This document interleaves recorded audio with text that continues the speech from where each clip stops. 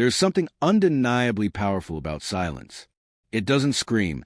It doesn't beg for attention. It just exists.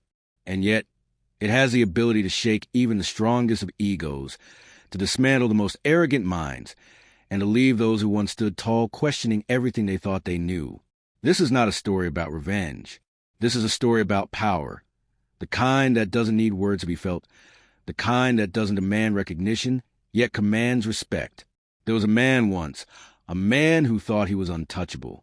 He thrived on belittling others, feeding off their insecurities to make himself feel superior. He was ruthless, relentless, and convinced that he was always the smartest person in the room. Until one day, he met someone who didn't fight back with words, who didn't argue or try to prove a point. He met someone who crushed his ego without ever lifting a finger. This is his story. Daniel Carter had everything a man could want: money, power, and influence.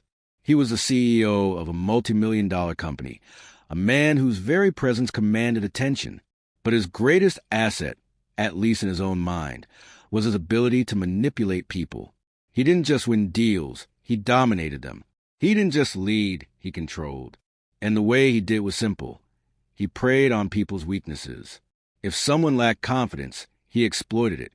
If someone was desperate for approval, he dangled it like a carrot, only to snatch it away at the last moment. His office was a battlefield, and he was a general. Employees feared him. Competitors despised him, and even his so-called friends knew that at any moment he could turn on them. But Daniel didn't care. In his mind, he was untouchable. Then came Ethan Blackwood. Ethan wasn't like the others. He wasn't desperate for validation, nor was he intimidated by Daniel's presence. He was calm, composed, and carried himself with an air of quiet confidence that unsettled even the most powerful men in the room. Daniel noticed him immediately, not because Ethan was trying to stand out, but because he wasn't. There was something different about him, something dangerous. The first clash, it started with a simple meeting. Ethan had been hired as consultant, brought in to streamline operations and improve efficiency. Daniel, of course, saw him as a threat. He didn't like outsiders meddling in his empire. "So, you're the expert they brought in?" Daniel smirked, leaning back in his chair.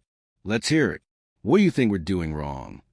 Most people would have stammered, hesitated, afraid of saying the wrong thing. But not Ethan. He looked directly at Daniel and, in a calm and measured tone, said, "You?" The room fell silent.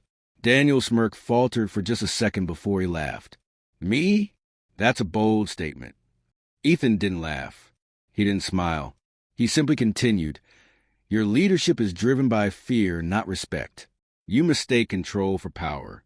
Your employees don't work hard because they believe in your vision. They work hard because they're afraid of what happens if they don't. That's not strength. That's weakness." The silence in the room was deafening. No one had ever spoken to Daniel like that before. And the worst part? He had no response. For the first time in his life, Daniel felt something unfamiliar creeping into his mind: doubt. The slow unraveling. Daniel couldn't let it go. He had built his entire identity on the belief that he was untouchable, that no one could challenge him and walk away unscathed. So he tried to break Ethan. He did everything in his power to make his life difficult. He questioned his every decision, undermined him in meetings, spread rumors, and even tried to turn the employees against him. But Ethan never reacted. He didn't defend himself. He didn't argue. He didn't fight back. He just kept doing his job, better than anyone else in the company. And that was what drove Daniel insane. Because nothing infuriates an egotistical man more than being ignored. The more Ethan refused to engage in the power struggle, the more Daniel spiraled. His insults became more personal, his tactics more desperate. He started making mistakes, small at first, but noticeable. People began to see through him. And that was when it happened. The moment that shattered Daniel Carter. The fall of a titan. It was during a high-stakes meeting with investors. A meeting that Daniel had spent weeks preparing for. He was in the middle of presenting when Ethan, who had been silent for most of the discussion, finally spoke. "Daniel," he said, his voice even, "there's a flaw in your strategy." Daniel scoffed. "Oh, enlighten me." Ethan didn't pull out a document or point to a screen. He simply stated, "Your numbers are wrong." A murmur spread through the room. The investors glanced at one another. Daniel's confidence wavered. "That's ridiculous." Ethan, unbothered, slid a single sheet of paper across the table. "Check for yourself." Daniel's hands felt clammy as he picked up the paper. His heart pounded as he scanned the figures. And then he saw it. A massive miscalculation, one that completely dismantled his entire pitch. His mouth went dry. He had spent weeks perfecting this presentation. How had he missed it? He looked up, and for the first time in his career, he saw something he had never seen before. Pity. The investors weren't just questioning him. They were doubting him. Ethan didn't say another word. He didn't need to, because the silence that followed said everything. And in that silence, Daniel's ego, his greatest weapon, his strongest shield, crumbled. The boardroom was silent. The weight of Ethan's words still lingered in the air like a storm that had just passed, but left destruction in its wake. Daniel Carter, the once untouchable CEO, sat frozen, staring at the sheet of paper in his hands. The mistake was glaring, undeniable. He could already feel the investors' eyes shifting away from him, some whispering amongst themselves. It wasn't just about the numbers. It was about something far deeper. Doubt. Doubt in his leadership. Doubt in his capability. And it was all because of Ethan Blackwood. But what made it worse, what truly sent a shiver down Daniel's spine, was Ethan's reaction. He didn't smirk. He didn't gloat. He didn't rub it in. He simply leaned back in his chair, calm and composed, as if he had expected this all along. For the first time in his career, Daniel felt powerless, and he hated it. The descent into obsession. That night, Daniel sat alone in his penthouse office, the city skyline stretching endlessly beyond his glass windows. But for the first time, it didn't bring him comfort. He replayed the meeting over and over in his head, the way Ethan had dismantled him without raising his voice, without making a scene. He didn't attack me, but somehow he still won. Daniel clenched his fists. He had built his empire by being in control, by always staying one step ahead. Yet, Ethan had managed to turn his own game against him. And the worst part? He did it in silence. Daniel couldn't let this go. He wouldn't. He needed to strike back. A war without a fight. The next morning, Daniel arrived at the office with a plan. He was going to bury Ethan.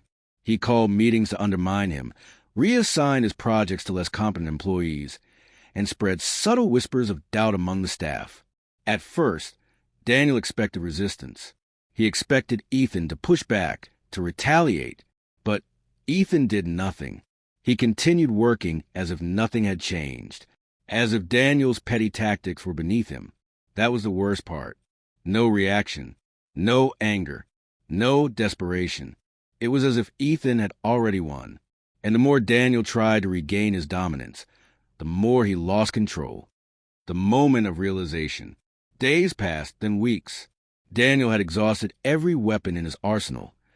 Yet Ethan remained untouchable. The company began to shift.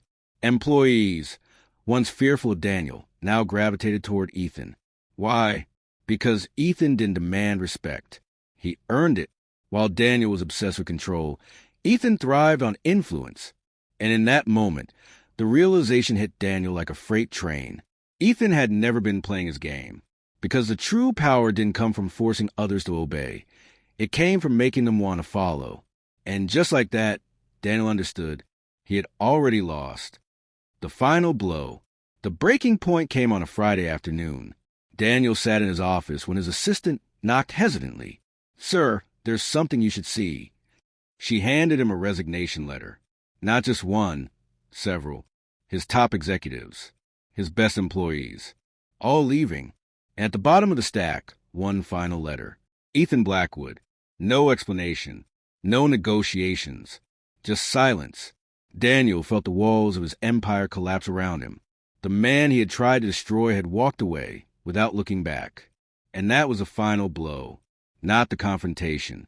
Not the battle of egos. But the fact that Ethan didn't even see Daniel as a threat. He had never needed to fight.